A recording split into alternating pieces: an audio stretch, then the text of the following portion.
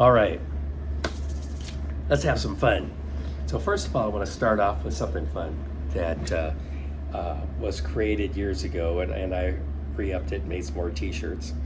Um, as some of you know, I was a psych major, and I was just Googling around and looking at my old alma mater and seeing if they still had the program and if they still had the club. So they had a psychology club for the students. And there was a thing that they had on there that was this T-shirt. And I ordered it. I said, hey, I'm not a student anymore. I haven't been for a long time. Can I buy one of those T-shirts from you? Oh yeah, what size you want? It was nothing. But if you remember back in a group called Pink Floyd, back in the 70s, they had an album cover that was very similar to this. And it was Dark Side of the Moon. So since I'm a psych major, they did a play on words, did Pink Freud. Freud is one of the first well-known people of psychology as a study. Okay, so what they did with Pink Floyd is they put a prism. This is like a glass prism. If you know what a prism is, it's the sides aren't parallel; they're on an angle. So when light goes into a substance like glass, once it hits an angle, it'll start to divide into the frequencies, all the different colors of that light. Like you've heard of white noise, it's just static. Same thing with light. They have different frequencies, and different frequencies create different colors as we perceive it. So anyhow, that's what that's all about. It's a play on their album cover, and instead of Dark Side of the Moon, it's Dark Side of Consciousness. Not everybody finds what's funny in that, but I did. So I just want to make this playful and fun. Okay, so let's get back to what stimulated me to do this video was, as some of you may know, I've had issues with my feet. Part of it's age, part of it is how I abuse myself playing different sports. But I have a neuroma, which is an inflamed nerve that goes between your toes. And so probably being hyper aware of that issue makes me hyper aware of everything with my feet. And I notice when I drive, my toes aren't real happy about it.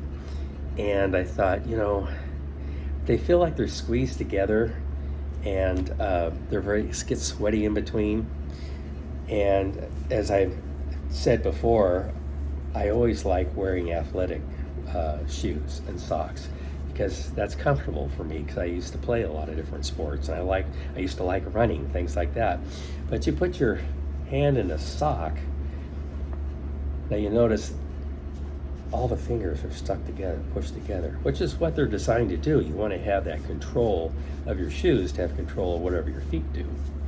Well, the thing is being pressed together, it's like being, an adult and sitting in your kiddie chair. It's you can probably get your rear end in there, but it's not real comfortable. So having your toes pushed together for hours at a time can get uncomfortable, especially if you already have a foot problem. And between them, since they're pressed, your fingers or toes are pressed together, they tend to get sweaty, and that's also annoying. So I was thinking, what can I do? They stay like that.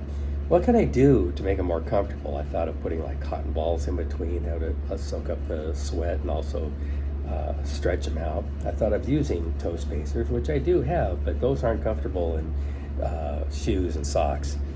And I was thinking, could I get some athletic tape and wrap it around there to separate them a little bit? Maybe that'd be more comfortable. And then with a chuckle, I remembered back in high school, I remember some of the hippie type kids, especially the girls, they bought these things called toe socks. And they're like mittens, not mittens, but fabric gloves for your feet. And so I bought a pair. And as you can see, they're just like mittens or gloves. They're separate by each toe, just like gloves are for your fingers.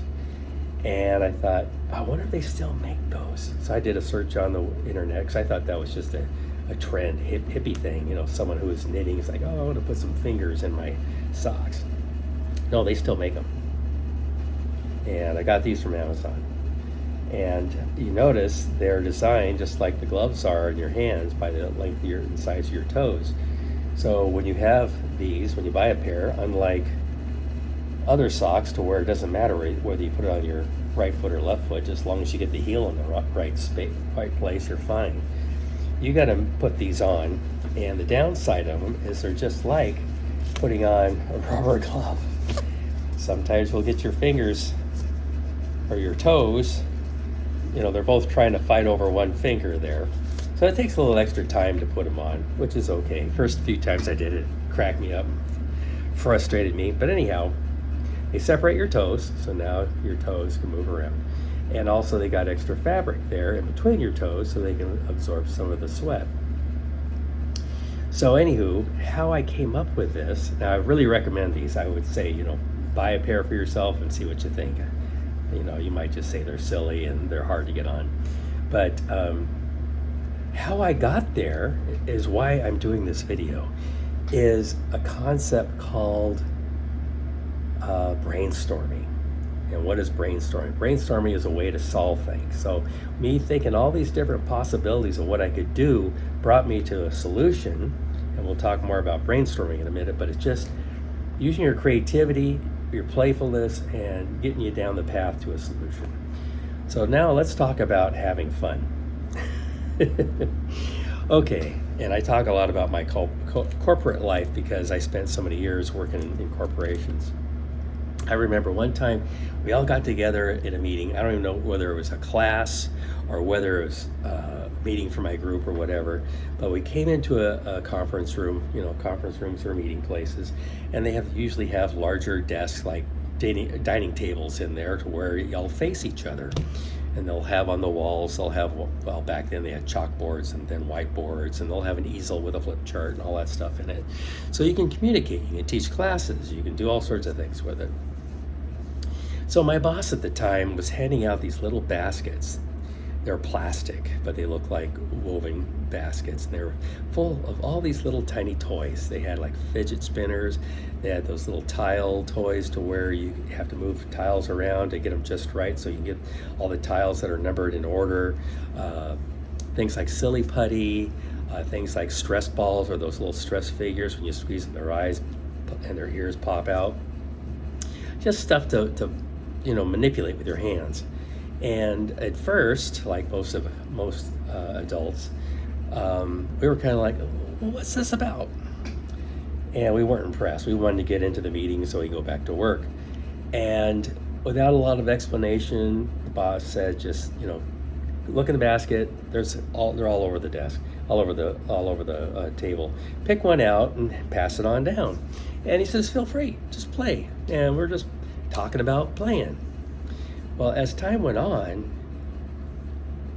you notice certain things. One is that people get a little more, playful, making jokes and stuff. Some people will get like a couple little action figures and all, like play like kids do, like little swords or whatever. I mean, you see adults revert back to when they were kids and just having a good old time. I mean, just look at kids. We were all kids once. You have kids or grandkids or friends of kids, whatever. You notice when they play, even when they play by themselves, they'll get action figures or dolls and they'll have them talk to each other. If they have like a toy car or whatever, they'll make vroom vroom noises or whatever. I mean, they create their whole world with a couple of toys. Adults can do the same thing. So what does it do? It gets you into a playful mood. Playful mood is where you can really stimulate your creativity. It's like when you watch the kids, even if they're playing by themselves, they create a whole new world from their imagination. Adults can do it too. Something about using, manipulating things with your hands makes you focus. So now you're in the meeting. Instead of thinking about the stack of paper you got to work on your desk, or you got to go to lunch soon or whatever, your mind is here and now. So it keeps you focused. So if whatever you're working on in your meeting, you're more in tune with that. The playfulness not only gets the creative juices going, but also you tend to be more friendly, more jovial. People are more likely to talk. And what else is there? There's the focus, the creativity. It puts you in a new spot. So now instead of your mind still out at your workplace, it's here. And so you're going to perform more or better, betterer at the task at hand, which is in front of you and with this group of people. So the reason why I brought that up is that doing exercise like brainstorming, which is what I thought I went through with my socks to solve my problem, it's the same thing, but you do it in a group. And so once you get that playful thing going on, you're more likely to express yourself. It can stimulate ideas.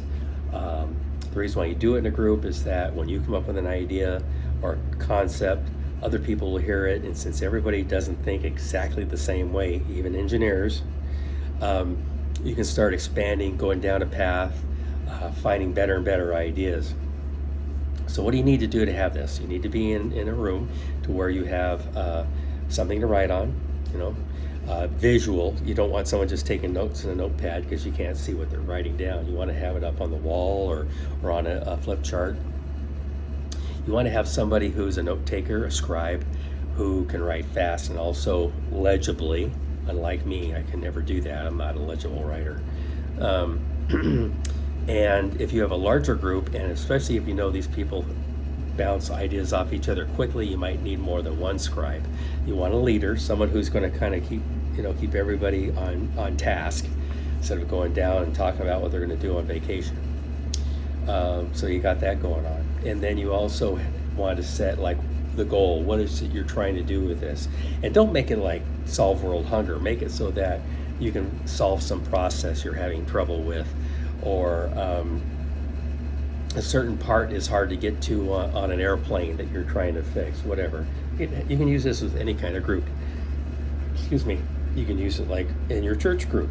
You can use it if you're on a sales team, whatever. So anywho, that's what you need. And then you set some rules. And number one rule is everybody needs to participate. You'll have some people that are a little more introverted than others, and introverts tend to stay in their head. So you may have to, depending on what group of people you have, you may have to call them out, go by order to kind of put a little pressure on them to say something. Otherwise, they may be left in the back of the room and never participate. You want everybody to participate. That's one rule. Another rule is there's no stupid ideas. Okay? Now, that's why you're in this playful, you came out of this playful environment. You want to have that stuff going on in your head. And the reason why there's no stupid ideas is that you may come up with something and say it, and it may be way out in left field, but the people around you, since we all think a little bit differently, may come up with a tangential idea that's related to that one, but it's closer to maybe a solution, okay? And so you want to go around the room, you want people to throw out ideas, and like I said, if this is the first time, it may be a slow start, because it's like anything else. It's a practice skill that improves over practice and time. So what happens is when these ideas get thrown out, a word or a concept or a short sentence, the person in the front of the room will write it down, and you go to the next person, and they don't have to say anything that's even related to the last person, what they said. It could be down another rabbit hole, whatever. But what you'll notice after you've been going for a while, there'll be themes, things that kind of fit together. So after you're done throwing all this out, you want to go around and start grouping them, or putting them in a path where they go in order that makes more sense. And then by analyzing that, you may come up with other ideas that are even better. So it's a way to get ideas out fast. And when you have a group activity where you got all these different brains working together, you may find out, depending on what the problem is, you may have a solution that day. Or you may have to put a pin in it and maybe have somebody make copies of all these ideas or the groups or whatever, and give it to everybody. So when they go back to their desk and it's pinned up there, they can look at it and see if other ideas come up. But brainstorming, and I think the reason why they call it brainstorming, number one, you're thinking, and storming, it's very chaotic. You're throwing words out like crazy. Okay, so the reason why I bring that technique up is that most of us are involved in groups. Whether you're in a class teaching, or get rid of that, or in a work group, whatever, And who do you want to bring to these? You want to have your group, whatever it is, task you're part of, but you want to bring in related people like customers. Like I used to work in aerospace. One of the first jobs I had is I worked in a planning group to where we organized everything to where we knew this task took certain tools. We had those tools available. We knew which order, or we assumed what order things need to be assembled so that they went together properly. And the group I was part of, now this we could have fixed with brainstorming probably, but our customer was in a different town. So we did a field trip to where they were working on an airplane. And because we kept getting these calls from them that they're really frustrated, says we're breaking parts, this isn't working. So when we went up there, and the thing is, planners, just like engineers, we know best. We got up there and we were shocked, because if you know how an airplane is put together, like the fuselage, the tube that you're in when you're flying, you have the outside skin, which can be a composite or aluminum. Then you have the ribs, which hold everything together. It's just like building a house. You've got your drywall you put on your studs. So that's kind of like the skeleton of the airplane. And then within that, they would lay down what they call blankets. And what they are is just like the insulation you put in your house between the studs. They put that in, then they have to fish through the electrical and the air and all that. Well, this one situation we had, it was the duct work was getting damaged. And those ducts, at least back when I worked there, they were very fragile. Like if you leaned up against one, you could put your elbow through it. It wasn't strong. It was, the only purpose is to get air from point A to point B, like those little vents that are over your seat. That's why it was all connected. And they said, with the way you have the workflow staged, we're having things put in our way. So when we reach in there to try to get this to fit in, we break it. Okay, so with brainstorming, if we had them in a group with us, they probably could have said, okay, this is what we need. We have some ideas. You guys have ideas. Let's see if we can make it work, because we're losing time and we have to replace things that break because they're in there at the wrong time. So when people are doing something that requires torquing or tension or pressure, they have to start all over again.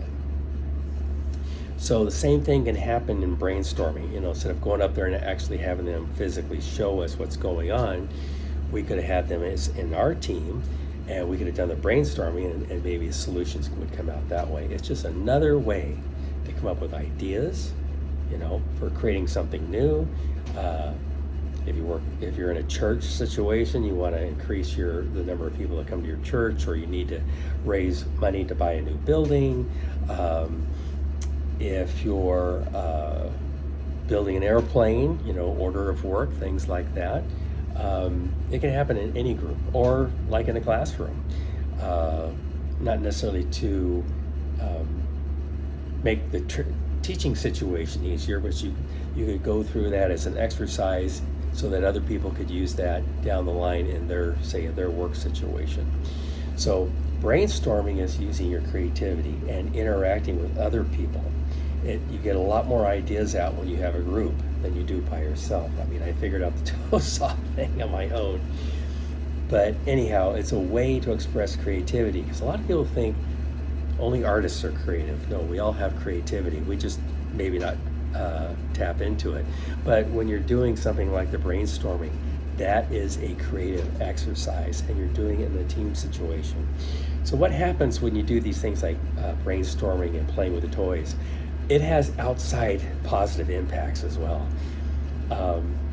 I've worked in groups that never really talked to each other. It was just the nature of the culture of the group. It was the nature of the kind of people that worked in it, the kind of jobs they did. But what you find out is when you go through these kind of exercises and really stimulate different skills like playfulness, brainstorming, creativity, even outside that room experience, people talk more to each other. They communicate more, because now they've come down to a kid's level to where they're having fun, and they're going to remember that. And so they may find out that this guy that's in the next cubicle over actually has a good sense of humor, or you find out other things, like you have other things in common. So there's a positive benefit outside of that situation. So what I encourage people to do is remember you are creative, and it's also an unlimited resource, unlike time and energy and strength. You can use it over and over again. It doesn't wear out. And the more you use it, the better it gets, like any other skill. So be creative, have fun, be playful, and see where it takes you. It's just really fun. I just wanted to share some experiences of my work life back in the day, but also check these out. If you have any of those issues, now that I've told you about it, you'll probably go like, yeah, my feet are kind of sweaty too. It's just something to try. But anyhow, yeah, be playful, be creative, do brainstorming, and see where it takes you. If you have comments, leave them down below. I will respond to them if you have questions, or if there's anything like what I'm doing right now that you would like to see another video on that's similar. I'll do my best to do that as well. So for now, bye-bye, take care, have fun.